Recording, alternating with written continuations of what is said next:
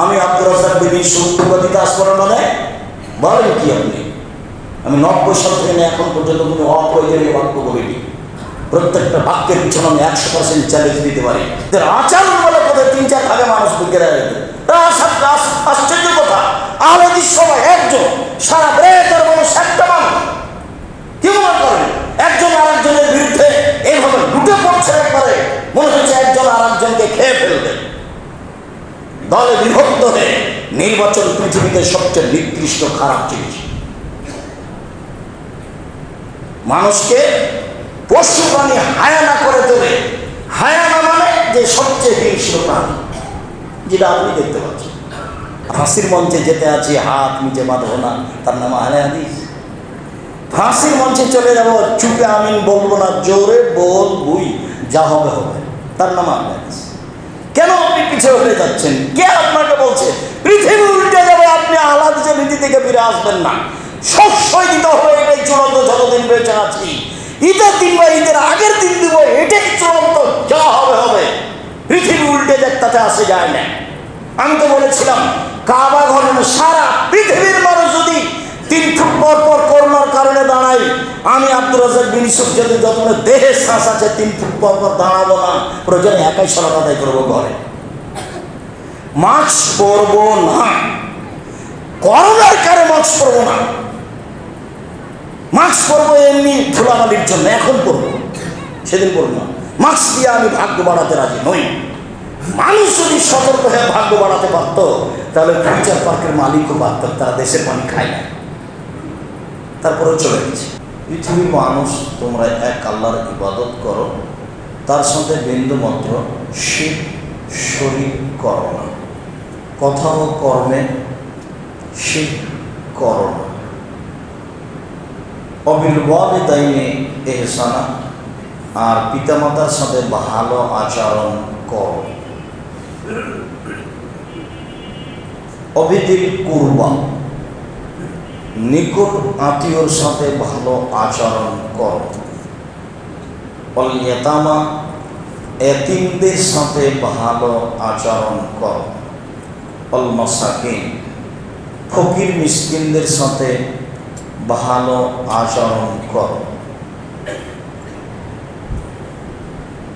অবেজাদিল জুনুব ও সাহেবে বিল জামবে, প্রতিবেশী, নিকট প্রতিবেশী এবং দূর প্রতিবেশীর সাথে ভালো আচরণ করো। সফরে চলার সময় সাথে যে আছে তার সাথে ভালো আচরণ করো। অবনিস সাবিল, পথিকের সাথে ভালো আচরণ করো। মামালাকাত আইমানুকুম, আর বাড়ির কাজের মেয়ে দাস দাসী, তাদের সাথে ভালো আচরণ করো। ইন্নাল্লাহ লা ইউহিব্বু কুল্লা মুখতালিন ফখর, নিশ্চয়ই আল্লাহ তাআলা বিশ্বাসঘাতক অহংকারীকে পছন্দ করেন না। সম্মানিত মসজিদের মুসাল্লি, এক আয়াতে আল্লাহ তাআলা এক লম্বা আলোচনা করলেন। তার 1 নম্বরে বললেন আল্লাহর ইবাদত করো, তার সাথে শিরক করো না। আল্লাহর সাথে সদাচরণ হলো শিরক না করা।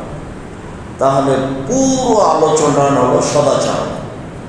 তো আল্লাহর সাথে একটা সদাচরণ করা লাগবে। সেটা কি? সেটা হলো শিরক না করা। মানুষ যখন শিরক মুক্ত থাকবে, তখন ও আল্লাহ যেটা হক রাখে সেটা দিয়ে দিল। আল্লাহ আমাদের কাছে একটা অধিকার পাওনা পাই, সেটা হলো শিরক না করা। আমরাও একটা পাই, সেটা হলো শাস্তি না দেওয়া। ওটা বুখারী মুসলিমের হাদিস। তো আল্লাহ বলছেন যে আমারটা আগে দাও, আমি তোমাদেরটা দিয়ে দেবো। আমারটা আগে দিতে হবে, যেহেতু আমি সৃষ্টি করেছি। আমারটা দিয়ে দাও, আমি তোমাদেরটা দিয়ে দেবো। আমারটা হলো শিরক না করা, আর তোমাদেরটা হলো শাস্তি না দেওয়া। তো ঠিক আছে, কথাতে দ্বিমত কিছু নেই। তারপরে বললেন যে পিতামাতার সাথে সদাচরণ করো। মানুষ হিসাবে পৃথিবীতে আল্লাহর পরে ভালো আচরণের যে হক রাখে সে হলো পিতামাতা। যখন ছেলে মেয়ে হয়ে যায়, সংসার ভিন্ন হয়ে যায়, টাকা পয়সা ইনকাম করে, তখন পিতামাতা বাড়িতে অপ্রয়োজনীয় মানুষ হয়ে যায়, যার কোনো প্রয়োজন থাকে না। তার চলাফেরা, খাওয়া, কথাবার্তা আর ভালো লাগে না। আর যত বেশি বয়স হয় তত অপ্রয়োজনীয় কথা বলে, না বুঝে এক ছেলেকে ভালোবাসে, এক ছেলেকে খারাপ বাসে, না বুঝে মেয়েরাকে ভালোবাসে, ছেলেরাকে খারাপ বাসে, না বুঝেই করে, এ কথাই ঠিক। তখন আসলে সে মূলত বুঝতে চায় না। আর অনেক সময় আমি বুঝেছি ঠিক, আমি ভুলটাকে ঠিক বুঝেছি, আমার বাপ ঠিকই বুঝেছে, ভুল বুঝিনি, কিন্তু পরিস্থিতিতে আর হয় না যে আমি তাকে সম্মান করব। যার কারণেই আল্লাহর পরে আল্লাহ যেটা রেখেছেন সদাচরণ হিসাবে, সেটা হলো পিতামাতা। তাতে তিনি বলেছেন যে তোমাদের পিতামাতাই হচ্ছে তোমাদের জাহান্নাম, তোমাদের পিতামাতাই হচ্ছে তোমাদের জান্নাত। তাতে তিনি বলেছেন পিতামাতাকে মূল্যায়ন, পিতামাতা পাওয়ার পরে যে ব্যক্তি জান্নাতে যেতে পারলো না, সে একজন হতভাগা ব্যক্তি। অনেক কথাই বলেছেন। আসলে এই সময়ে পিতামাতাকে মূল্যায়ন করা খুবই কঠিন। তারপরে আল্লাহ তাআলা বললেন অবিদিল কুরবা, নিকট আত্মীয়র সাথে ভালো আচরণ করো। পৃথিবীতে সবচেয়ে নিকট আত্মীয় কে জানেন? ভাই। আমি তো মনে করছি ভাই নয়, মনে হয় যাদের সাথে বিবাহ শাদী হয়, ছেলের শাশুড়ি, মেয়ের শাশুড়ি, মেয়ের শ্বশুর, ছেলের শ্বশুর, জি না, সবচেয়ে নিকট আত্মীয় হলো ভাই। আর মনে রাখবেন, আপনার সংসার হলো আপনি, আপনার স্ত্রী, আপনার ছেলে মেয়ে। আপনার ভাই কিন্তু আপনার সংসারের সদস্য নয়। ও কিন্তু জমি সমান ভাগ নিয়ে নেবে, ও ভিন্ন আয় উপার্জন করবে। একটু 19-20 হলে গণ্ডগোল লেগে যেতে পারে, এমনকি জমি জায়গা নিয়ে মামলা হয়ে যাবে, দুই ভাই দুই দিকে উঠবে কাঠগড়াই, আর জজ বসে আছে সামনে। অবাক কথা, যেটা আপনাদের চোখের সামনে মাঝে মধ্যেই ঘটে থাকে। কোনো এক সময় বলছিলাম, আমাদের গ্রামের পিতা মারা যাওয়ার পরে ভাই ভাই গণ্ডগোল হয়, জিনিসপত্র জমি জায়গা ভাগ হয়, তাতে ঢেঁকিটা কেটে ভাগ করে নিয়েছিলাম। ঢেঁকিটা কেটে যে ভাগ করে নিল তাতে কি হবে, কিন্তু বলছে যে নিব। মানে শয়তান তার মাথার উপরে জিদ চাপিয়েছে। এমনিতেই আছে, তবে চাঁপায় নবগঞ্জের একটা ভাষা বলে ভাই ভাই ঠাই ঠাই। ওর সাথে একজন ভিন্ন পরিবার থেকে মহিলা এসেছে, ওর স্ত্রী। আপনার সাথে একজন ভিন্ন পরিবার থেকে এসেছে মহিলা, ও আপনার স্ত্রী। একটু কাজ দুজনের বেশি হলে কম হলে খেপে ওঠে। সব কিছুতেই রাতের তারা একরকম বলে, সকালে তখন ভাই ভাই আর মিল খায় না। ঘুম থেকে উঠে দেখে মাই আমার সবচেয়ে বড় শত্রু, আমার ভাই আমার সবচেয়ে বড় শত্রু। অমিল হতে হতে হতে অনেক দূরে চলে যায়।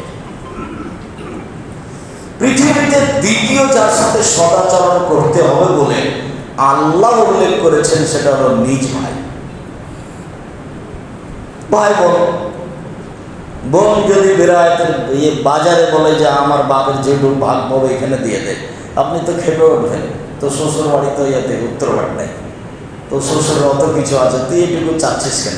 সেটা আমি বুঝছি না, ভাগ আমাকে দিয়ে দেয়। তো বলতেই পারে, তা আপোষ হওয়া কঠিন। এই হলো সবচেয়ে নিকট আত্মীয়। পৃথিবীতে এর চেয়ে আত্মীয় হিসেবে নিকট আত্মীয় নেই। আর বাপ আত্মীয় নয়, ওখান থেকে শুরু হয়েছে। বাপ মা আত্মীয় নয়। পৃথিবীতে সবচেয়ে নিকট আত্মীয় হলো ভাই বোন, অবিদিল কুরবা। এরপরে যেটা আল্লাহ উল্লেখ করলেন সেটা হলো এতামা, এতিম। সাধারণত চাচা এতিম লালন পালন করে, দাদা এতিম লালন পালন করে। তাদের জমি জায়গাও থাকতে পারে, তাদের আত্মীয়তাও থাকতে পারে, মরণে তাকে ভালো দেখাশোনা করতে হবে। এদেশে অনেকে এতিম লালন পালন করে। আপনাদেরও এই পাড়াতে, এই বেড়াইতে মাদ্রাসা মসজিদ আছে, এতিম লালন পালন করে অনেকে। যদিও আমার মাঝে মধ্যে আফসোস হয়, এটা কেমন হলো? ওরা কারা? ওরা মিরপুরে কওমি মাদ্রাসা চালাতে পারে, ওরা আহলে হাদিস মানুষ। ওরা কারা? ওরা যাত্রাবাড়িতে আহলে হাদিস চালাতে পারে, মাদ্রাসা চালাতে পারে। হাজি কি মাওলাদ হাজি একাই, ওরা মাদ্রাসা চালাতে পারে, নাজিরা বাজার চালাতে পারে। ওরা হলো 5 রক্ষী ফকির গুরু, ওরা মাদ্রাসা চালাতে পারে। একটা মাদ্রাসা বেরায়েতে চলে না। কি এতিমখানা খুলে রেখেছে নাকি হিফজখানা আছে? আপনি হিফজখানাকে কি মনে করেন? এই ছেলে মেয়ে যদি ভবিষ্যতে ভালো লেখাপড়া না করে, তাহলে এই প্রতিষ্ঠান খুলে আপনিও দায়ী। আপনি কি মনে করছেন কোরআন হিফজ করাটাই বিদ্যা? কোরআন হিফজ কি কোনো বিদ্যা হলো? আপনার নাস ফালাক মুখস্থ আছে, ওর তার চেয়ে বেশি আছে। আপনার কি মুখস্থ আছে? নাস ফালাক ইখলাস, ওর তার চেয়ে বেশি আছে। আপনিও কিছু জানেন, ওও কিছু জানেন, দোনো বারাবার, দুইজনই সমান। তাহলে ওর জন্য ভালো শিক্ষার একটা ব্যবস্থা করতে হবে, যার নাম কওমি মাদ্রাসা। ভালো শিক্ষক রাখতে হবে, টাকা পয়সা খরচ করতে হবে, দামি শিক্ষক রাখতে হবে। জামিয়া সালাফের এক একজন শিক্ষকের জন্য লাখের মতো খরচ আছে মাসে। 300 জন শিক্ষক শিক্ষিকা আছে জামিয়া সালাফে, 300 জন। মদিনা বিশ্ববিদ্যালয়ের ডক্টর 4 মাস থেকে গেলেন জামিয়া সালাফে, 4 মাস এখনো আছে, সপরিবারও থাকলেন। জামিয়া সালাফে মদিনা বিশ্ববিদ্যালয়ের ডক্টর, মদিনাতেই তাদের বাড়ি, মসজিদে নববীর প্রতিবেশী। ওর পিছনে আমার প্রায় 15 লক্ষ টাকা খরচ আছে 4 মাসে। এমনি একটা প্রতিষ্ঠান চালু করে দিলে সেটা চলবে? ভালো শিক্ষার ব্যবস্থা করতে হবে, সেটা আপনাদের করা উচিত। কেন করতে পারেন না আল্লাহ ভালো জানেন। বলছিলাম এতিম লালন পালন, ওই কথা থেকে এসেছে কথা। জামিয়া সালাফে 519 জন এতিম আছে, 519 জন এতিম আছে জামিয়া সালাফে। 5000 ছেলে মেয়ে আছে, 300 জন শিক্ষক শিক্ষিকা আছে। তো আপনার তো ভাবা দরকার, এটা আপনার প্রতিষ্ঠান। আরো আপনি পরে যেটা বলতে চেয়েছিলাম এখন বলে রাখি, এদেশে একটাই প্রতিষ্ঠান জামিয়া সালাফে যার নিচে কিছু নেই। মিরপুর চলে, মিরপুরের আহলে হাদিস দিয়ে। নাজিরা বাজার চলে, নাজিরা বাজারের আহলে হাদিস দিয়ে। যাত্রাবাড়ি চলে, যাত্রাবাড়ির আহলে হাদিস দিয়ে। 5 রক্ষী চলে, 5 রক্ষীর আহলে হাদিস দিয়ে। কিন্তু জামিয়া সালাফে এরকম কোনো প্রতিবেশী বা তার সাথে আছে এরকম চলে না। ওর নিচে কিছুই নেই, ওর আছে আপনি আর আমি। আল্লাহ আপনার সাহায্যে আছে। জামিয়া সালাফের মাসে 32 লক্ষ টাকা খরচ হয়। রমজান মাসে লাগে 48 লক্ষ, কুরবানিতে লাগে 48 লক্ষ। কিভাবে হয় সেটা আমার জানা নাই, তবে আমি দেখতে পাচ্ছি হচ্ছে। আরো এমনি খরচ আছে। প্রত্যেক দিন বিকালে লেবার মিস্ত্রি বিল 40,000 থেকে নিয়ে লাখের মতো আছে। প্রায় দিনই নিম্নে 40,000 আছে প্রতিদিন বিকালে। প্রায় সব জমি কিনা, যেটা আপনার বাড়ির পাশে আছে 51 বিঘে, প্রায় কিনা। যেটা আপনার রাজশাহীতে আছে প্রায় কিনা জমি, প্রায় 30 বিঘা, সব কিনা। তো বলছিলাম এতিমের সাথে সদাচরণ হলো তাকে থাকতে খেতে দিতে হবে, ওর সাথে সদাচরণ। ফকির মিসকিনের সাথে ভালো আচরণ, তাকে ধমক দেওয়া যাবে না, তাকে গালি দেওয়া যাবে না। আপনি দেন আর না হলে ভালো কথায় বিদায় করেন। ঘোড়ায় চলে আসুক না হাতিতে চলে আসুক, চাইলে দিয়ে দিবেন, খেতে চাইলে খেতে দিবেন। যখন নিজে আগ্রহ সহকারে খাবার দিবেন কাউকে, তখন সে যেন মুমিন পরহেজগার হয়। যার জন্য মানুষ আলেম ওলামাকে দাওয়াত দেয়, ওটা আল্লাহ রাসূলের কথা, যে আতিমু তাআমাকুমুত্তাকা, তুমি তোমার খাদ্য পরহেজগার মানুষকে খাও। তখন মানুষ মনে করে তো পরহেজগার কে, তাহলে হুজুর মাওলানা সাহেব। যার কারণে বেরায়েতে রমজান মাসে একদিনে 4-5টা বাড়িতে দাওয়াত থাকে। ওরা হুজুরকে ভালোবাসে, ভালোবাসা ভালো, আমি ওই দুর্বল সাইডে যাই, ভালোবাসাই ভালো। আল্লাহ রাসূল বলছেন যে পরহেজগার মানুষকে নিজের খাওয়া খাও। যখন তুমি নিজে খাওয়াবা কাউকে, তখন পরহেজগার মানুষ হয়ে যাবে। আর যে খেতে চেয়েছে, ও চোর হোক, চান্ডাল হোক, বড় হোক, শয়তান হোক, খেতে চেয়েছে আপনি দিবেন। হাত পেতেছে আপনার কাছে, আপনি দিবেন না। দেওয়া হাত ভালো নেওয়া হাতের চেয়ে। বুখারী মুসলিমের হাদিস। হাত পেতেছে, কম হক বের হোক, ধমক দিতে পাবেন না কোনো সময়। ও হলো তার একটা হক আছে, ভিক্ষা, তার সাথে সদাচরণ। যার দিন করবা, নিকট প্রতিবেশী, এটা মূল আলোচনা। নিকট প্রতিবেশী যার জন্য দূর প্রতিবেশী। একটা বাড়ির সাথে লেগা আছে আর একটা 5-7 বাড়ি পরে আছে। নিকট প্রতিবেশী এবং দূর প্রতিবেশীর সাথে সদাচরণ করতে হবে।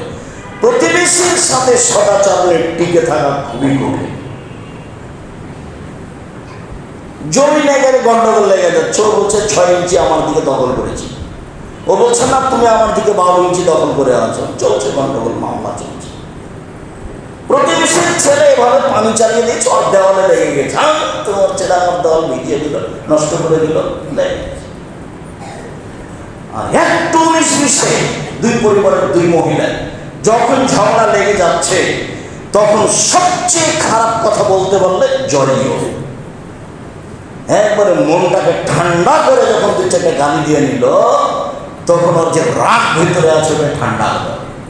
অথচ কিছুই নয়, অথচ কিছু না। প্রতিবেশীর সাথে টিকে থাকা খুবই কঠিন, যা ধারাবাহিক হাদিসে বোঝা যাবে। আল্লাহ রাসূল বলেছেন, সুখময় ওই 4টে জিনিস আছে যার, তার 1 নম্বর হলো ভালো প্রতিবেশী। সুখময় সে যার ভালো প্রতিবেশী। প্রতিবেশী কি জিনিস যে আমার জীবন সুখময়, সব ছাড় দেয়। কিন্তু কি ভাই, আর 3 ফুট হলে যে আমার একটু বাড়িটা হতো। হ্যাঁ ঠিক আছে, নিয়ে নেন। যে বলেন কি 3 ফুট মানে গায়ের জ্বর চাইলে দেবো না, ওদিকে সরে দেখেন রাস্তার উপর বাড়ি করে আছে, করবেন। আপনাকে দেবে কি করে? কি সমস্যা ভাই? ছেলে খুব অসুস্থ, আর চুপ থাকে না, আমি তাকে এতে নিয়ে যাবো, হাসপাতালে নিয়ে যাবো, চিন্তা করেন না। এ হলো প্রতিবেশী। সবসময় সুবিধায় থাকে, তার নাম হলো প্রতিবেশী। আর একটু অসুবিধা হলে বলছে ঠিক আছে, ঠিক আছে, উচিত হয়েছে, জেলে গেছে তো উচিত হয়েছে। বেলায়েতের অবস্থা দেখেন, নির্বাচনে এদেরকে কবর দিয়েছে। এদের আচরণ বলে কোথায় 3-4 ভাগে মানুষ বিকেরা যেত। আশ্চর্য কথা, আহমদিস সবাই একজন, সারা বেলায়েতের মানুষ একটা মানুষ।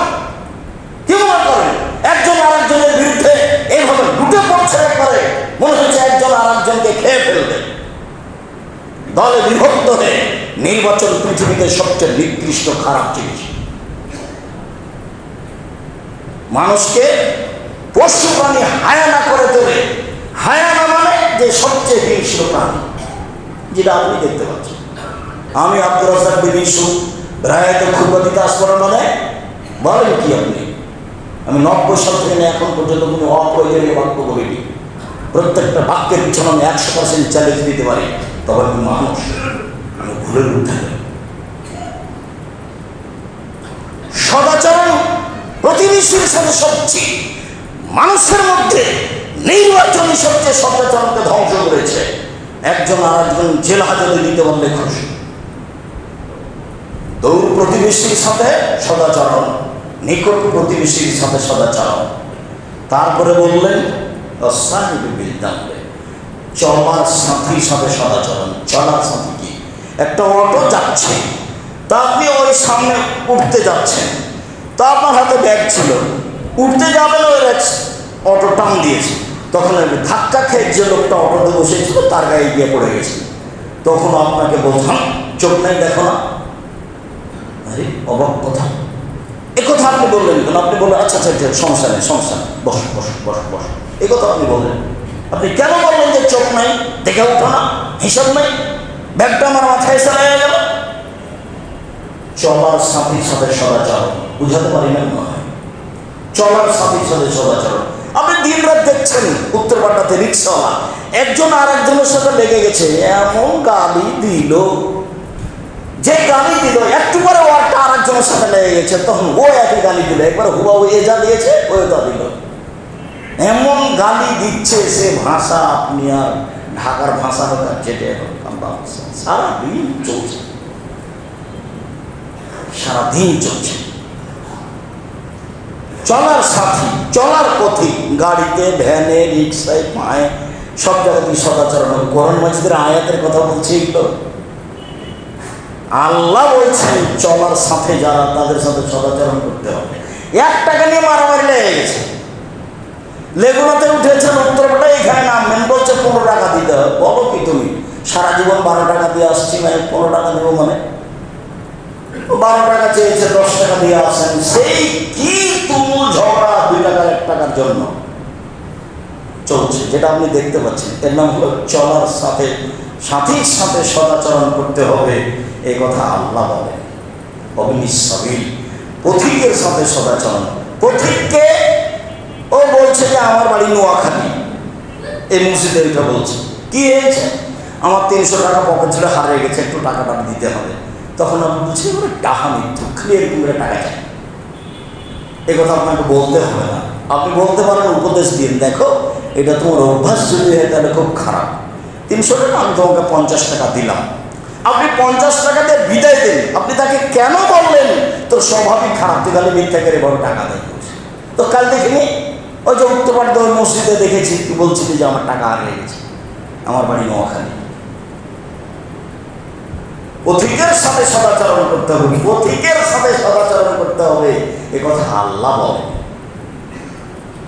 ওমালাকা তাইনাকুম, দাস দাসী, কাজের মেয়ের সাথে সদাচরণ করতে হবে, কথা আল্লাহ বলেন। কাজের মেয়ের সাথে, কাজের মেয়ে সারাদিন বাড়িতে কাজ করছে, এই কথাই ঠিক। তাকে গালি দিতে হবে না, এই কথাই ঠিক। তাকে যখন তখন বকা দিতে হবে না, এই কথাই ঠিক। তার কাছে কোনো জিনিস নষ্ট হয়ে যেতে পারে, এই কথাই ঠিক। তরকারিতে লবণ বেশি হতে পারে, এ কথাই ঠিক। আপনি তাকে ভদ্র ভাষায় বুঝাতে থাকেন, এ কথা আল্লাহ বলছেন। কাজের মেয়ের সাথে সদাচরণ করতে বলছেন আল্লাহ। পরের শেষ বাক্যটা আল্লাহ বললেন, বিশ্বাসঘাতক অহংকারীদের আল্লাহ ভালোবাসেন না। এই বাক্য কেন? উপরে যে সবটাই টিকাতে পারবে না, সে হলো অহংকারী। বাপ মাকে এড়িয়ে চলে, অহংকারী। ভাইয়ের সাথে এড়িয়ে চলে, অহংকারী। এতিমের সাথে এড়িয়ে চলে, অহংকারী। প্রতিবেশীর সাথে এড়িয়ে চলে, অহংকারী। দূর প্রতিবেশীর সাথে এড়িয়ে চলে, অহংকারী। চলার পথিকের সাথে একবারে দামি গাড়ি আর একটা গাড়ির সাথে একটু ঠেকেছে, নেমে গিয়ে যে বললো, বেটা তুই চিনিস আমাকে, কি যে বলছে তার কোনো দুবাই, তোমাকে কি চিনবো, তুমি একটা শুক্র কীটের তুচ্ছ পদার্থের তৈরি, বীর্যের তৈরি। তুমি পাল্টা বলতে হবে, হ্যাঁ তোমাকে তো আমি খুব চিনি। আল্লাহ বলেছেন যে তুমি দুর্গন্ধময় বীর্যের তৈরি। আল্লাহ বলছে কিসের অহংকার করিস তুই, তোকে তো আমি তুচ্ছ বীর্য দিয়ে সৃষ্টি করেছি, তোর কি দাম আছে? বহু জায়গাতে কথা বলেছে। এখন রিক্সাওয়ালা যদি বলতে পারে তাকে, হ্যাঁ আপনার খুব ভালো চিনি, আপনি দুর্গন্ধময় তুচ্ছ বীর্য দিয়ে সৃষ্টি, আপনাকে চিনি তো আমি খুব ভালো করে, তাহলে উচিত শিক্ষা হবে। গাড়ি আপনার ঠেকে যেতে পারে, রাস্তায় গাড়ি চললে কারো গাড়ির সাথে লেগে যাবে না, কি ফেরেশতা চালাচ্ছে নাকি? সব শেষে বললেন অহংকারীকে আল্লাহ পছন্দ করে না। তার মানে প্রত্যেকটা জায়গাতে যতটা স্তর বলে আসলো, সব জায়গাতে মানুষ অহংকারী হিসেবে ধরা পড়তে পারে, সব জায়গাতে মানুষকে মাটির মানুষ হিসেবে পরিচয় দিয়ে আসতে হবে। আল্লাহ তাআলা বলেন ফাতাহমাল আকাবা, দুর্গম গিরিপথ অতিক্রম করতে পারবো না। অমন্দ্রেকা মাল আকাবা, মোহাম্মদ সাল্লাল্লাহু আলাইহি ওয়াসাল্লাম আপনি কি বলতে পারেন দুর্গম গিরিপথ কি? তাহলে দাস দাসীকে মুক্ত করে দাও, অথবা ক্ষুধার্ত অবস্থায় মানুষকে খেতে দাও। এতিমান দাম আকরাবা, নিকট আত্মীয় এতিমকে খেতে দাও। মিসকিনান দাম আকরাবা, ধুলোয় মলিন মাটির পড়ে আছে এই মিসকিনকে খেতে দাও। এরা সব দুর্গম গিরিপথ অতিক্রম করতে পারলো মানে এরা জান্নাতে চলে গেছে, যারা এতিমের সাথে ফকির মিসকিনের সাথে ভালো আচরণ করতে পারে। আল্লাহ তাআলা বলেন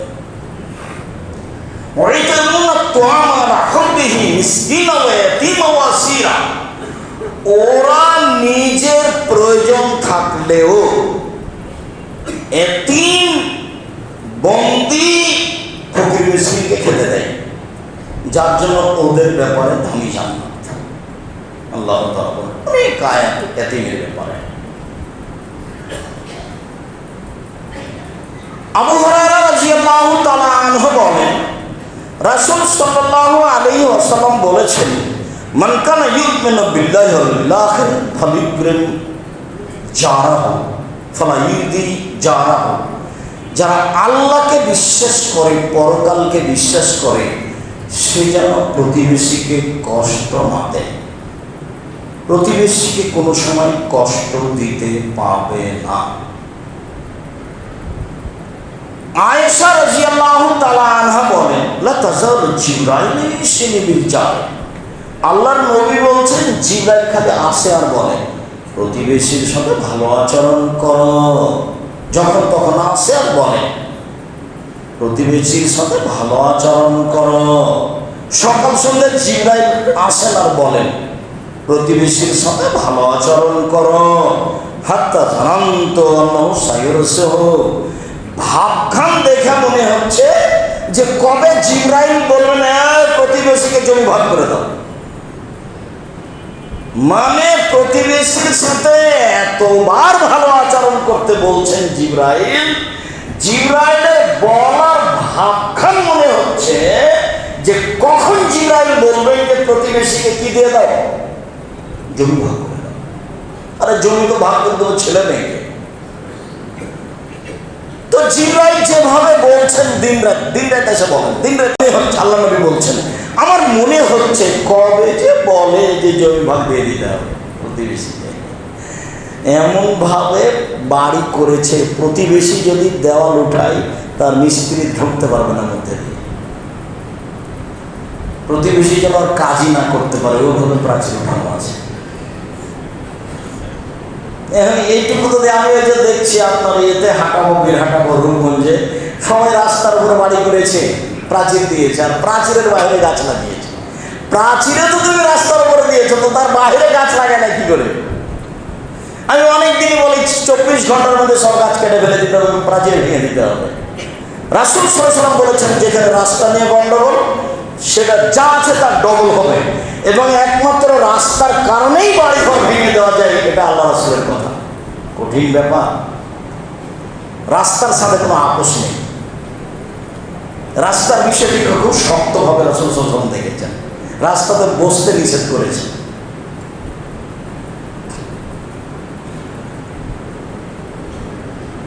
আবু হুরায়রা রাদিয়াল্লাহু তাআলা আনহু বলেন, রাসূল সাল্লাল্লাহু আলাইহি ওয়াসাল্লাম বলেছেন, ইয়া মাশারান নিসায়ে লা তাকারান্না জারাতুন লিজারাতিহা।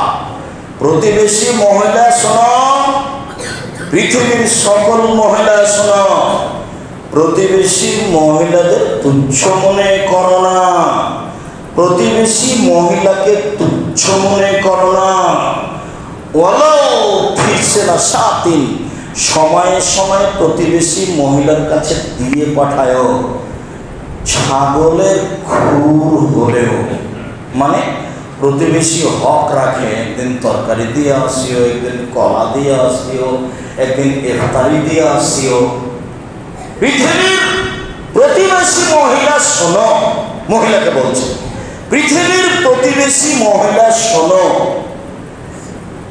প্রতিবেশী মহিলাকে তুচ্ছ মনে করো না, অল্প থেকে অল্প হলেও দিতে থাকো, কম থেকে কম হলেও দিতে থাকো। এই আদেশের পরে আয়েশা রাদিয়াল্লাহু তাআলা আনহা বলেন, আল্লাহর নবী ইন্নানি জারাইনে, আমার দুজন প্রতিবেশী আছে, এলা আইয়িহিমা উহদি, আমি কিছু হাদিয়া দিতে চাচ্ছি। তো দুইজনকে তো একসাথে দিতে পারবো না, তবে দিব কাকে? একসাথে 4-5 জনকে দিলে থাকতে হবে না। দেখুন দুইজন প্রতিবেশীকে আয়েশা একসাথে দিতে পারবেন না। বলছে আপনি যেভাবে বললেন তো প্রতিবেশীকে কিছু দেওয়াই লাগে, তো আমার যে দুইজন প্রতিবেশী আমি এখন কি করব? তখন আল্লাহ রাসূল বলছেন, এলা আকরাবে হিমা মিনকে বাবা, দুইজনের মধ্যে যার বাড়ির দরজা তোমার কাছে তাকে আগে দাও, যার বাড়ির দরজা তোমার বাড়ির কাছে তাকে আগে দাও। তারপরের টাকা আর একদিন দিও। কথা মনে হয় বুঝাতে পারি না। যখন সারা পৃথিবীর মহিলাকে বললেন প্রতিবেশী মহিলাকে তুচ্ছ মনে করো না, কম থেকে কম হলেও দিও। তাই সারা জনগণ বলছেন আমার দুইজন প্রতিবেশী আছে, তা আমি তো কিছু দিতে চাচ্ছি, কাকে দিব? আল্লাহ রাসূল বললেন না যে দুইজন কি দাও, বললেন যে তোমার দরজা বাড়ি থেকে যার দরজা কাছে তাকে দাও। আবু যার গিফারি রাদিয়াল্লাহু তাআলা আনহু বলেন রাসূল সাল্লাল্লাহু আলাইহি ওয়াসাল্লাম একদা বললেন, আবু যার ইযা তাবাখতা মারাকাতান ফাকসির মারা ওয়া তাহাত জিরান। আবু যার গিফারি শোনো, যখন তুমি তরকারি রান্না করবে তখন একটু পানি বেশি করে দিও, তা দিয়ে প্রতিবেশীকে একটু তরকারি দিও। আমাদের দেশে যদি তরকারিতে পানি বেশি দেয় একটু দিয়ে হয়ে যায়, বেশি হলে তো স্বাদ কমবে। এখন প্রতিবেশীকে যদি এই তরকারি দিয়ে পাঠান, আর প্রতিবেশী একটু ধনী মহিলা হয়, ঠিক কিছু দিয়ে পাঠাই ফেলে লেগে তো ড্রেনে, মুখে দিয়ে তাকে তিতা লাগুক আর মিঠা লাগুক মুখ খুলতে পাবে না। তুমি ওটা রেখে দাও, ছাগলকে খাওয়াই, কিন্তু তুমি ওই খালি বাটিটা ফেরত দিও না, তোমার ভালো তরকারিটা ওই বাটিতে দিয়ে পাঠাও। আল্লাহ নবী বলছেন পৃথিবীতে যে যা আমার উপর উপকার করেছে প্রতি হিসেবে আমি সেটা পরিশোধ করে দিয়েছি আবু বকর ছাড়া। যেহেতু আবু বকরটা আমি মুহাম্মদ সাল্লাল্লাহু আলাইহি ওয়াসাল্লাম পারিনি, ওটা আল্লাহ বিচারের মাঠে আমার পক্ষ থেকে দিয়ে দেবে। আমি মানুষ হিসেবে আবু বকর আমার উপরে যা করেছে আমি তা পাল্টা করতে পারিনি, তো যেটা বাকি থেকে গেছে যেটা কে দিবে? আমার পক্ষ থেকে আল্লাহ আবু বকর সিদ্দিককে দিয়ে দিবে। তা আপনার স্ত্রী ওর প্রতিবেশী গরিব মানুষ একটু তরকারি দিয়েছে, লবণ বেশি হয়ে যায়, এভাবে জিভাতে দিয়ে ওভাবে বললো কেন? নাক ছিটকেনে দিয়ে বলতে পারবে না, মুখ খুলতে পারবে না, বলে দিয়ে ঠিক আছে তুমি রেখে দিও, পরে ছাগলকে খাওয়াও বা একটা কিছু করিও, এখন তোমার ভালো তরকারির বাটিতে একটু দিয়ে দাও। তুমি তো ভালো, সবাই জানে তোমার কথা তো সবাই বলে, তুমি কৃপণ হয় না। সম্মানিত মসজিদের মুসল্লি, দিনী মুসলিম ভাই বোন, এতিম ও প্রতিবেশী, আলহামদুলিল্লাহ ওয়াহদা সালাতু ওয়াসসালামু আলা মান লা নাবিয়্যা বা'দা, এতিম ও প্রতিবেশী। আবু হুরায়রা রাদিয়াল্লাহু তাআলা আনহু বলেন রাসূল সাল্লাল্লাহু আলাইহি ওয়াসাল্লাম বলেছেন লা ইয়ামনু আহাদুকুম চারাহু ওয়া ইয়াগরিজা খাসাবাতান ফি জিদারিহি। একজন প্রতিবেশী আর একজন প্রতিবেশীর দেওয়ালে একটা কাঁটা গাঁটতে চাচ্ছে, কাপড় শুরুভাবে সেই জন্য পুঁতে দিতে চাচ্ছে, সেই জন্য বাধা না দেয়। প্রতিবেশীর একটা প্রাচীর আছে, তো প্রতিবেশী বলছে ভাইজান আমি আপনার প্রাচীরের টিনটা উঠাতে চাচ্ছি, এখানে রান্না করবো সেই জন্য। আরে বলেন কি, আমার এই প্রাচীরে আপনি কালি করবেন? না, খবরদার টিন লাগাবেন না, এ মানুষই নয় শয়তানি। এই প্রতিবেশীর সাথে যেভাবে লাগান কালি ডালি লাগবে, আর চিন্তা করেন না, চাল লাগিয়ে দেন, রান্না বান্না করে খান, কোনো সমস্যা নেই। ভাইজান আমার প্রাচীর থেকে আপনার প্রাচীরে আমি একটা রশি লাগাতে চাচ্ছি একটু কাপড় চোপড় শুকানোর জন্য। না না খবরদার, ওই প্রাচীর আপনি কাঁটা মারিয়ে না, প্রাচীর নষ্ট হয়ে যাবে। এ ভালো মানুষ নয়। কোন সমস্যা নেই, দল ভেঙে দেখ তাতে আসে যেন আপনি কাঁটা মারেন দিয়ে আপনি রশি বাঁধেন, কাপড় শুকান, কোনো সমস্যা নেই। এ হলো প্রতিবেশী, আর যার চলে ভালো প্রতিবেশী। আল্লাহ রাসূল কোথায় কোথায় হাত দিচ্ছে বুঝতে পারছেন? এ দেখেন আব্দুল্লাহ ইবনে আব্বাস রাদিয়াল্লাহু তাআলা বলছেন লাইসাল মুমিন আল্লাযী ইয়াসবাউ জারহু জায়রুন বিজামবিহি। ওই হাদিস ঠিক যেটা আগে থেকেই শুনি, যে ওই ব্যক্তি মুমিন নয় যে ব্যক্তি তৃপ্তি সহকারে খায়, প্রতিবেশী ক্ষুধার্ত, ও মুমিন নয়। তার মানে আপনি সম্ভাব্য প্রতিবেশীর খোঁজ নেবেন, এই কথা রাসূল সাল্লাল্লাহু আলাইহি সাল্লাম বলেন। আবু হুরায়রা রাদিয়াল্লাহু তাআলা আনহু বলেন রাসূল সাল্লাল্লাহু আলাইহি ওয়াসাল্লাম বলেছেন আউয়ালু খাসমাইনি ইয়াউমুল কিয়ামাহ চারাইন। বিচারের মাঠে প্রথম যে হবে তর্ক ঝগড়া, তাহলে দুই প্রতিবেশী। বিচার আল্লাহ যে করবেন প্রথমে তার দুই প্রতিবেশী, দুই প্রতিবেশীর বিচার প্রথমে হবে। ইবাদত বন্দেগী পরে, হজ উমরা পরে, প্রথম যেটা মানুষের বিচার হবে সেটা হলো দুই প্রতিবেশী। মানুষের জীবনে মানুষ চলাচল করতে লেগে প্রথম যেটা বিচারের মাঠে মানুষের বিচার হবে সেটা দুই প্রতিবেশী। আমি তো মনে করি মসজিদে যারা আছেন, যারা অনলাইনে জানতে পারছেন, যারা সময়ের গতিতে বুঝবেন, তাদেরকে অনুরোধ জানাচ্ছি, আপনি জিন্দিগিতে আর কোনোদিন প্রতিবেশীর বিরুদ্ধে মুখ খুলবেন না। আপনার লস হচ্ছে হোক, ক্ষতি হচ্ছে হোক। আব্দুল রাজ্জাক সাহেব কত ভালো মানুষ তা প্রতিবেশীকে যে জিজ্ঞাসা করতে হবে, উনি যেখানে বসবাস করেন। ভালো মানুষকে প্রতিবেশী দিয়ে ধরা পড়বে। দেখেন ধারাবাহিক একটা পর একটা আসছে। প্রথম বিচার হবে দুই প্রতিবেশী। প্রতিবেশীকে উপেক্ষা করে, প্রতিবেশীকে জেল হাজতে দিয়ে, প্রতিবেশীর ক্ষতি করে নিজেকে মনে করবেন না যে আমি প্রতি বছর হজ করছি, আমি ভালো মানুষ, আমি হাজি, এর 5 পয়সা দাম। আব্দুল্লাহ ইবনে মাসউদ রাদিয়াল্লাহু তাআলা আনহু বলেন, কালা রাজুলুন ইয়া রাসূলুল্লাহ কাইফা আন আ'লাম আন্নী ইজা আহসানতু আও ইজা আসাতু। আল্লাহ নবী, আমি যে ভালো মানুষ এটা কিভাবে বুঝবো? খুব ভালো করে খেয়াল করবেন। মুসলিম মুসল্লি কেউ আপনারা হেলাম দিয়ে বসে থাকবেন না, কেউ ঘুমাবেন না। মহিলারা যারা আছেন আপনাদেরকে বলছি, আজান দেওয়ার পরে খুতবা শেষ হওয়ার পর্যন্ত মুখ খুলবেন না, একবারে টোটালি মুখ বন্ধ। আর নিজের কোনো গল্প করবেন না, সবসময় প্রস্তুত হয়ে থাকবেন। আর অন্তত আমি আপনার দিন ভাই, আমি আব্দুল রাজ্জাক বিন ইউসুফ যেদিন আসবো, আমার পক্ষ থেকে আন্তরিকভাবে অনুরোধ থাকছে, আপনি আসবেন, আপনার স্ত্রী আসবে, আপনার ভাই আসবে, আপনার বোন আসবে, আপনার আত্মীয় স্বজন আসবে, সবাই আসবেন। আপনার কিছু না কিছু আমি উপকার করবো ইনশাআল্লাহ। আমি আপনার সাথে দৃঢ়তাবদ্ধ। আমি যে ভালো মানুষ সেটা আমি কিভাবে জানবো? একজন সাহাবী বলছেন আল্লাহ নবীকে, আমি যে খারাপ মানুষ সেটা আমি কিভাবে জানবো? এটা তার জিজ্ঞাসা। আল্লাহ নবী, আমি যে ভালো মানুষ সেটা আমি কিভাবে জানবো বলেন তো রাসূল? আমি যে খারাপ মানুষ সেটা কিভাবে জানবো? ও তুমি কিভাবে জানবা? এই যা সামিতা মিন জিরানিকা ইয়াকুলুনা আনতা হাসানাতা ফাকাদ হাসানতা। যখন তোমার প্রতিবেশী বলবে তুমি ভালো, তখন তুমি ভালো। ওই যা সামিতা মিনু আসাতা ফাকাদ আসাতা। যখন তোমার প্রতিবেশী বলবে তুমি খারাপ, তখন তুমি খারাপ। এ বাক্য কিন্তু আমার নয়, এই বাক্য কোনো মনুষ্যের নয়, এ বাক্য উমারের নয়, এ বাক্য আবু বকর সিদ্দিকের নয়, এ বাক্য স্বয়ং মুহাম্মদ সাল্লাল্লাহু আলাইহি ওয়াসাল্লাম। যখন তোমার প্রতিবেশী বলবে তুমি ভালো, তখন তুমি ভালো। যখন তোমার প্রতিবেশী বলবে খারাপ, তখন তুমি খারাপ। আপনারা আহলে হাদিস মানুষ, বেড়াইতে একটা ঐতিহ্যবাহী গ্রাম, একটা বড় জায়গা, সেখানে কেন আপোষে এত দ্বন্দ্ব থাকবে? একজন আর একজনের বিরুদ্ধে যাবে কেন? সবাইকে একজন হয়ে থাকতে হবে।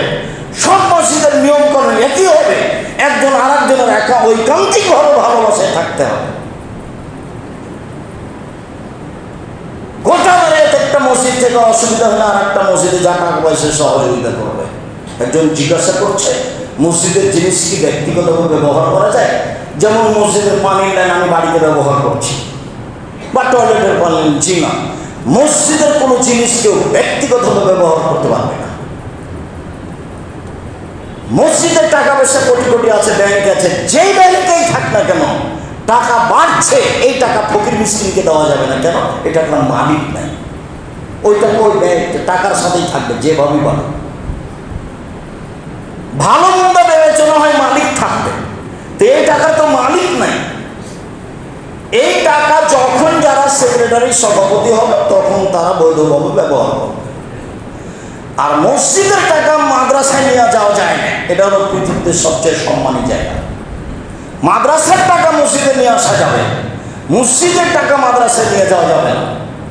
মসজিদের এই মসজিদের প্রয়োজন না থাকলে আর এক মসজিদে খরচ করতে হবে, আর এক মসজিদের প্রয়োজন না থাকলে এই মসজিদে নিয়ে আসবে। মসজিদের টাকা মসজিদে যেতে হবে।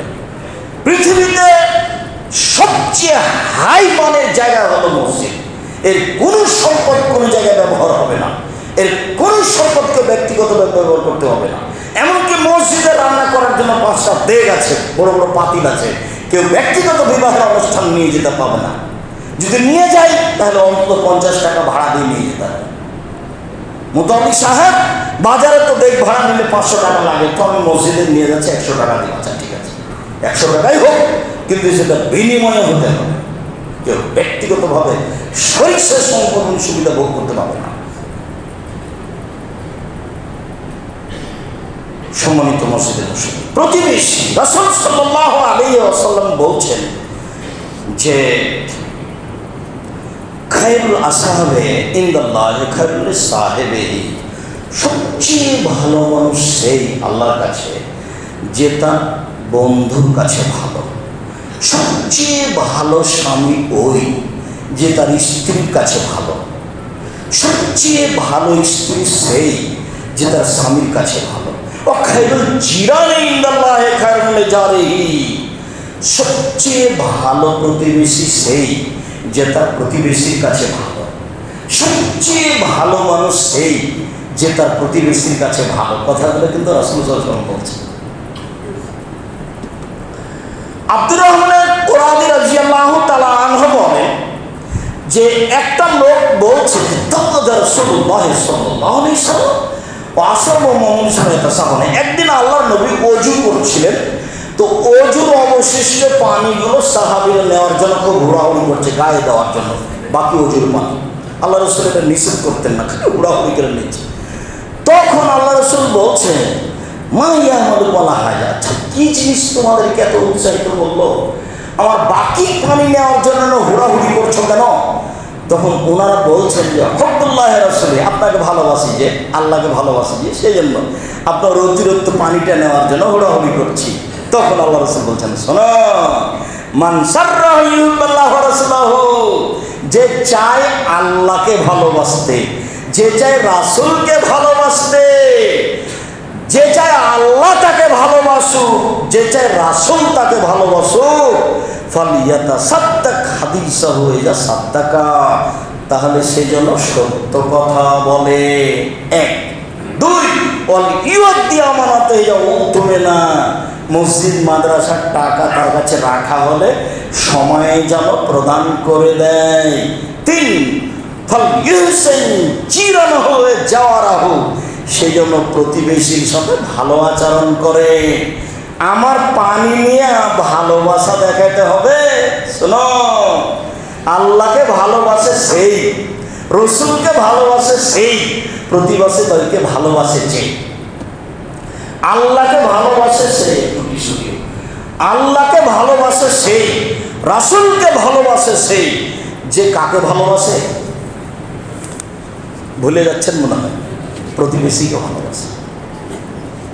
সম্মানিত মসজিদের মুসল্লি, যারা অনলাইনে আমাদের সাথে আছেন, যারা সময়ের গতিতে আমাদের বক্তব্য অবগত হবেন, তাদেরকে আমরা আরও সতর্ক সহকারে বলতে চাই যে আবু হুরায়রা রাদিয়াল্লাহু তাআলা আনহু বলেন, একটা লোক বলল আল্লাহ রাসূলের কাছে, আল্লাহ রাসূল ফুলানা তাযকুরু মিন কাসরাতি সালাতিহি ওয়া সিয়ামিহি ওয়া সাদাকাতিহি কান্নাহা তুজিরানহা বিলিসানিহা। আল্লাহ নবী, বলা হচ্ছে যে অমুক মহিলা বেশি বেশি সালাত আদায় করে, তাহাজ্জুদ পড়ে, অমুক মহিলা বেশি বেশি সিয়াম পালন করে, নফল সিয়াম থাকে, অমুক মহিলা বেশি বেশি দান খায়রাত করে, তবে মুখ দিয়ে প্রতিবেশীকে কষ্ট দেয়।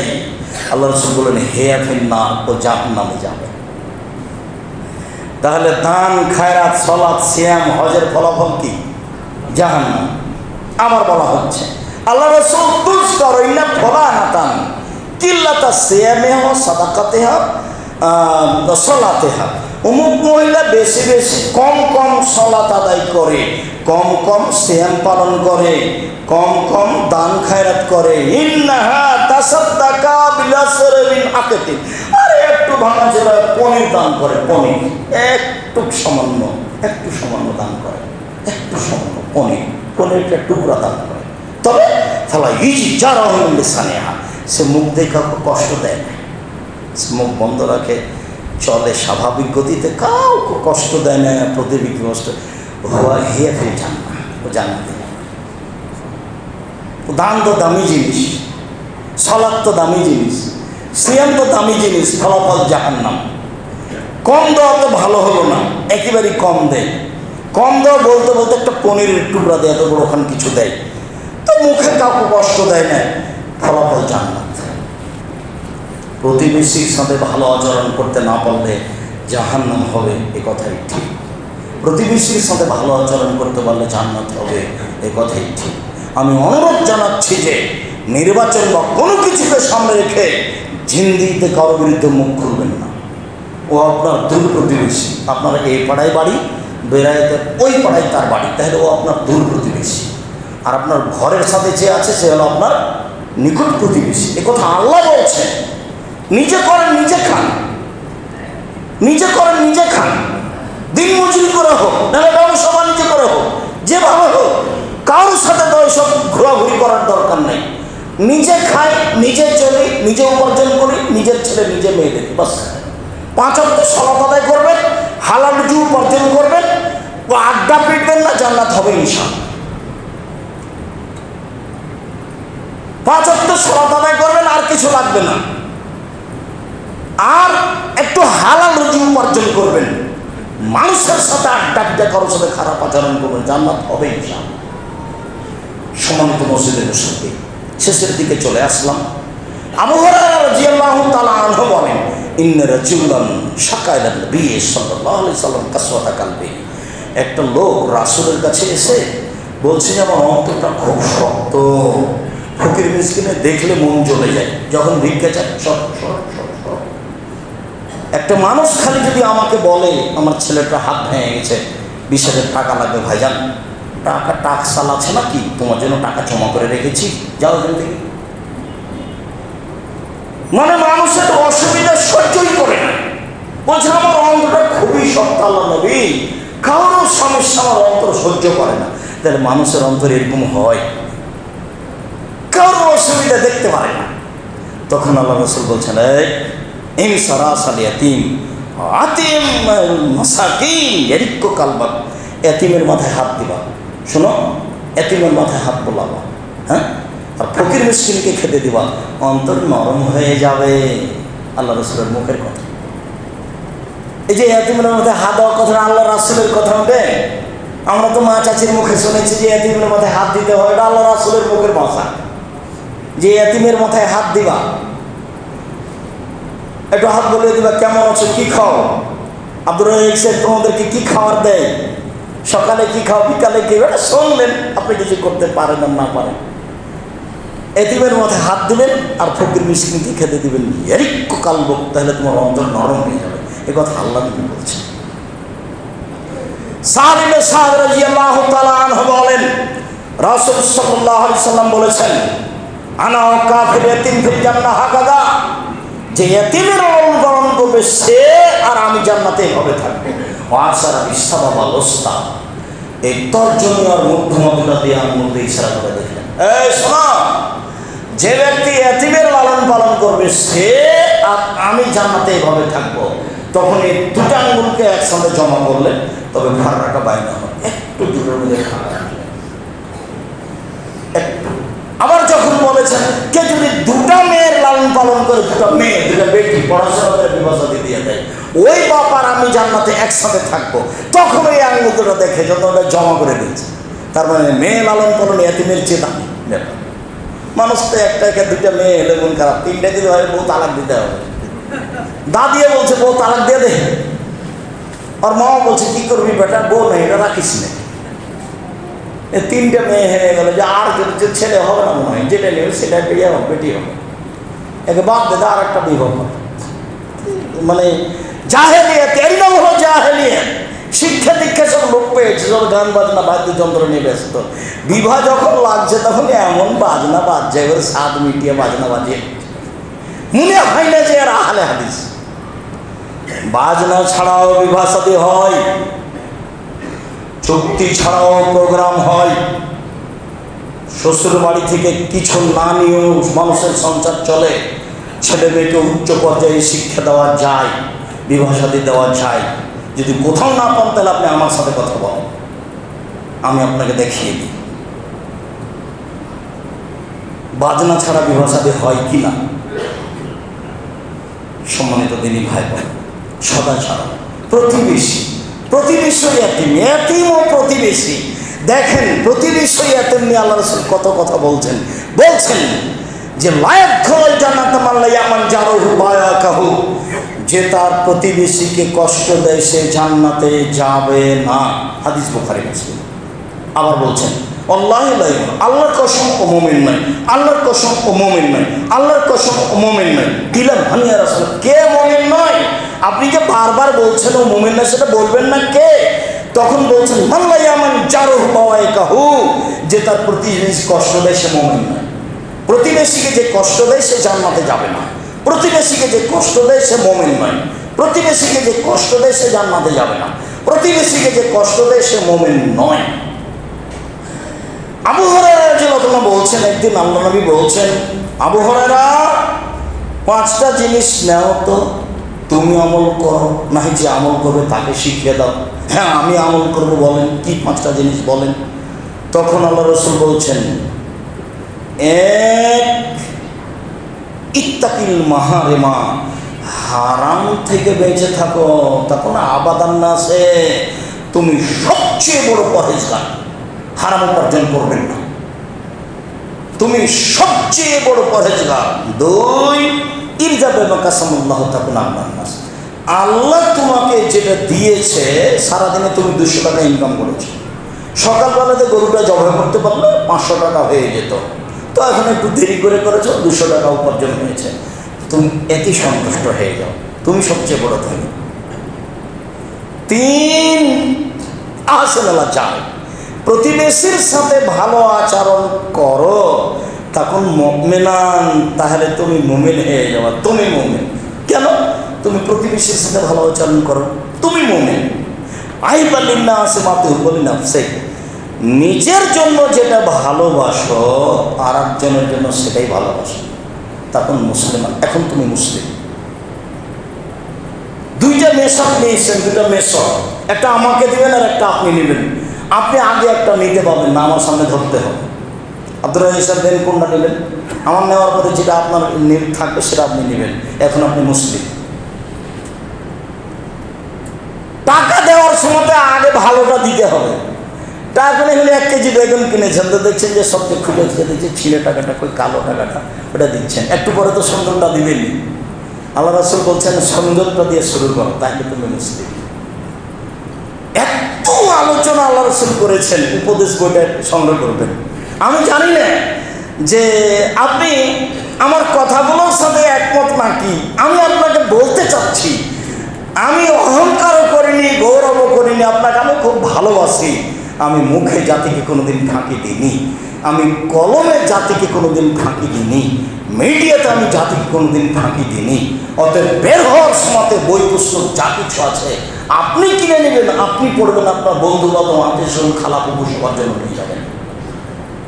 আর আপনি পড়লে এই কাজটা ভালোভাবে চলবে, কেন ওর পিছনে খরচ আছে। আর আমি কোনো ব্যবসায়ী নই যেটা আমি নিজে ছাপিয়ে আপনার কাছে দিতে পারবো। আমি খুব স্বাভাবিক মানুষ। এই জন্য বইগুলোকে খুব যথাযথভাবে মূল্যায়ন করবেন। সম্মানিত মসজিদের মুসল্লি, কথা শেষে চলে আসলাম। শেষে চলে এসে বলছি যে আব্দুল্লাহ ইবনে ওমর বলছেন, আল্লাহ রাসূল বলেছেন, ফারাজা রাসূলুল্লাহ সাল্লাল্লাহু আলাইহি ওয়াসাল্লাম যাকাতাল ফিত্রে শাআন মিন শাইরি ওয়া শাআন মিন তামরি, 1 শা ফিতরা ফরজ করেছেন আল্লাহ সগীরে ওয়াল কবীরে, ছোট বড় সবার উপরে, ওয়াল যাকারে ওয়াল উনসা, মহিলা পুরুষ সবার উপরে, ওয়াল হুররে ওয়াল আবদে, দাস দাসী ফকির মিসকিন ধনী গরিব সবার উপরে। ভিক্ষা করে খায় তাকেও ফিতরা দিতে হবে, যে ভিক্ষা করে খায় তাকেও ফিতরা দিতে হবে। আমার বেহাম তুয়াদ্দা কাবলা খরুজিন নাস ইলাল মুসাল্লা, আর দিবে ঈদের দিন ফজরের সালাতের পরে, যেদিন ঈদের মাঠে যাবে। রাসূলের শিষ্টাচার ছিল ঈদের দিনে দেওয়া, সকালে ফিতরা বের করে ঈদের মাঠে যাবে। আব্দুল্লাহ ইবনে ওমর থেকে 29-30 তারিখে ফিতরা দেওয়া যায়, এটুকু সহিহ সাহাবী আসার পাওয়া যায়। 21 রমজানের ফিতরা বের করার কোনো প্রশ্নই আসে না। 23, 24, 25, 26, 27 ফেতরা বের করার কোনো প্রশ্নই আসে না, অসম্ভব। ঝাঁকি দিয়ে কোনো লাভ নাই, কথা এটাই। এটাই সুন্নাত, যেটা 20-25 বছর আগে বাপকে দেখছিলেন যে ঈদের মাঠে যাওয়ার পূর্বে কি করা হচ্ছিল, ধান চাউল ফেতরা বের করে, ওটাই সুন্নাত। ঈদের দিনই হতে হবে। বন্টন সুবিধা মতো হবে, যেদিন পারবেন সেদিন বন্টন হবে। বন্টন নিয়ে হুড়াহুড়ি কিছু নেই। অতিরিক্ত যদি করতে চাই তাহলে 29 রমজান বা 30 রমজান যা করেছেন ভুল হয়েছে, ফিরে আসতেই হবে। কোনো কথার দিকে চোখ দিয়ে কোনো লাভ নেই। এটাই হাদিস, এটাই সহিহ হাদিস। এর বিকল্প পথে কোনো লাভ নেই। আর ফেতরা দিয়ে, টাকা দিয়ে ফেতরা আদায় হবে না। সারা পৃথিবীর মানুষ যদি টাকা দিয়ে ফেতরা আদায় করে, সারা পৃথিবীর মানুষই গুনাহ করে। আবু সাঈদ খুদরি রাদিয়াল্লাহু তাআলা আনহু বলছেন, আমি চিরদিন ফেতরা শস্য দিয়ে দিয়েছি, যতদিন বেঁচে থাকবো ততদিন দিব। মুআবিয়া রাদিয়াল্লাহু তাআলা সিরিয়ার প্রেসিডেন্ট। মুআবিয়া খুব বুদ্ধিমান মানুষ ছিলেন, আজীবন মুহাম্মদ সাল্লাল্লাহু আলাইহি ওয়াসাল্লামের সাথে যুদ্ধ করেছেন।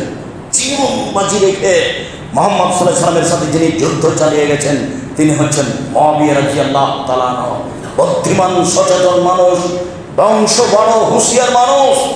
যে কোনো মূল্যে মুহাম্মদ সাল্লাল্লাহু আলাইহি ওয়াসাল্লামকে ধূলিসাৎ করে দিবে এরকম পরিকল্পনা যার ছিল, সেই হচ্ছে মুআবিয়া রাদিয়াল্লাহু তাআলা আনহু। মুআবিয়া রাদিয়াল্লাহু তাআলা শেষ পর্যন্ত মুসলমান হয়েছিলেন। ওমর বুঝতে পারছিলেন মুআবিয়ার বুদ্ধি বিবেচনা, তাই মুআবিয়াকে একটা দেশ ছেড়ে দিয়েছিলেন, তুমি তার প্রেসিডেন্ট। সম্মানী মানুষকে সম্মান দিতে হবে, নাহলে ও থাকতে পারবে না। ওকে একটা ভালো পদে রাখতে হবে, নাহলে আপনার বিরুদ্ধে যাবে, নাহলে পালাবে, নাহলে আপনার ক্ষতি করবে। সম্মানী মানুষকে সম্মান দিতে হবে, ওটা ওমর ফারুক বুঝতে পেরেছিলেন। তো এক সময় অনেকদিন পরে আসলেন মুআবিয়া রাদিয়াল্লাহু তাআলা মদিনায়। তখন ওখানকার খলিফা এসে জুমার খুতবা দিলেন। জুমার খুতবাতে উনি বললেন, মদিনার মানুষ শোনো, আমি মনে করি সিরিয়ার অর্ধশা গম সমমূল্য মদিনার 1 সা খেজুর। 1 সা খেজুরের দাম যা, সিরিয়ার অর্ধশা গমের দাম তাই। সিরিয়ার গমের দাম দামি গম, আর মদিনার খেজুর কম দাম। অতএব সিরিয়ার অর্ধশা গম সমান 1 সা খেজুর মদিনা। কেউ যদি গম দেয় তাহলে অর্ধশা গম দিবে। জনগণ গ্রহণ করে নিল, বাস ভালো তো, অর্ধেক হয়ে গেছে, ভালোই তো। তখন আবু সাঈদ খুদরি বললেন, জি না, রাসূলের যে যা করেছি তাই করবো, মাইশ তো যতদিন বেঁচে আছি। জনগণ বলল, কেন, মুআবিয়ার কথা চলবে না? তখন আবু সাঈদ খুদরি বলছেন, তিলকা কিমাত মুআবিয়া, এটা হলো মুআবিয়ার মূল্য হিসাব। মূল্য হিসাব করে এটা মুআবিয়া বলেছেন। এটা আমি লাখ ভালো লাভ ভালো হয়, মুআবিয়ার কথা আমি জিন্দেগিতে কোনোদিন গ্রহণ করব না, সেটা আমি মানব না। ও দেশের প্রেসিডেন্ট, মুআবিয়ার কথা আমি গ্রহণ করব না, আমি তার কথা মানব না। এই কথা আবু সাঈদ খুদরি রাদিয়াল্লাহু তাআলা ঘোষণা দিলেন। আহলে হাদিস সেটাই পালন করে আসছিল, নিজেকে হারিয়ে দিবেন না। আপনার নাম আহলে হাদিস মানে ফাঁসির মঞ্চে যেতে আছি, হাত নিচে বাঁধব না, তার নাম আহলে হাদিস। ফাঁসির মঞ্চে চলে যাব, চুপে আমিন বলবো না, জোরে বলবই, যা হবে হবে, তার নাম আহলে হাদিস। কেন আপনি পিছিয়ে হয়ে যাচ্ছেন? কে আপনাকে বলছে পৃথিবী উল্টে যাবে, আপনি আহলে হাদিসের নীতি থেকে ফিরে আসবেন না? সবসময় দিতে হবে, এটাই চূড়ান্ত, যতদিন বেঁচে আছি। ঈদের দিন বা ঈদের আগের দিন দিব, এটাই চূড়ান্ত, যা হবে হবে। পৃথিবী উল্টে যাক, তাতে আসে যায় না। আমি তো বলেছিলাম, কাবা ঘর সারা পৃথিবীর মানুষ যদি 3 ফুট পর পর করোনার কারণে দাঁড়াই, আমি আব্দুর রাজ্জাক বিন ইউসুফ যদি যত দেহে শ্বাস আছে 3 ফুট পর পর দাঁড়াবো না, প্রয়োজনে একাই সালাত আদায় করবো ঘরে। মাস্ক পরবো না, করোনার কারণে মাস্ক পরবো না। মাস্ক পরবো এমনি ধুলাবালির জন্য, এখন পরবো, সেদিন পরবো না। মাস্ক দিয়ে আমি ভাগ্য বাড়াতে রাজি নই।